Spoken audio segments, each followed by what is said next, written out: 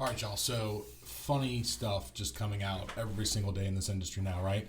And I don't know if y'all saw that article yesterday from TechCrunch talking about Sitzler, something like that. Whoever brought the initial lawsuit against NAR and subsequently won has started their own real estate company.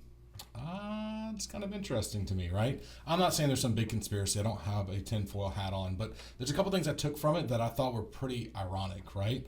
Like one, they sued because they felt coerced, their words, not mine, into using and paying for buyer representation when they're selling their house.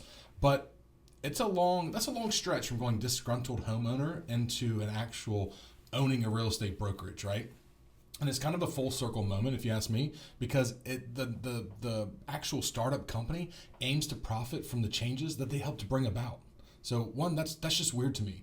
You're going to go in there and disrupt a system that was working well. Wasn't saying it's perfect, but it worked well. Helped a lot of people get into homes.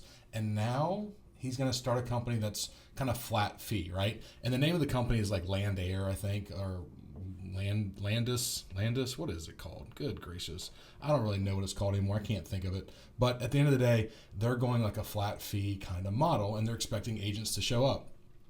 Two, they're using tech, right? They're using a tech-driven system to help, right? And they're using the very technology that once empowered buyers to independently find properties and now being leveraged by Landian. That's it, Landian. Gracious.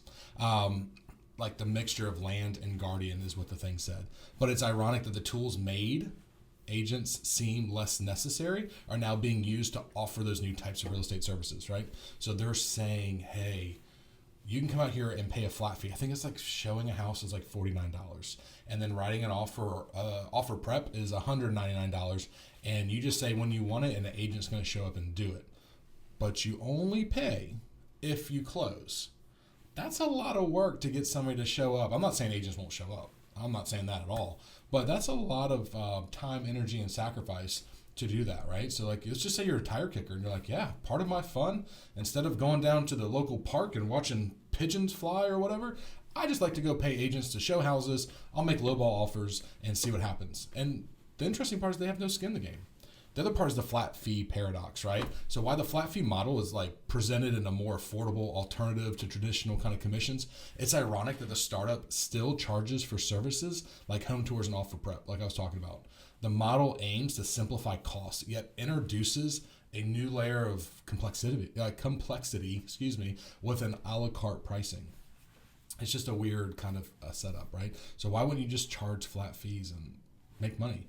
But no, they're trying to mix both, which I don't see happening. I do believe there's room for everybody in this industry. So if this is the model, great. But this is going to get a lot of headlines, but it doesn't make a lot of work. And also, it's like an old guard versus new wave is my other point, right? So the article points out that established companies like Zillow and Redfin are not incentivized to change their pricing models. But yet, it's ironic that these companies, once considered disruptors, are now seen part as the old guard resistant to change, which, I mean, Zillow started when I was getting in the business, so what is that, 18 years ago?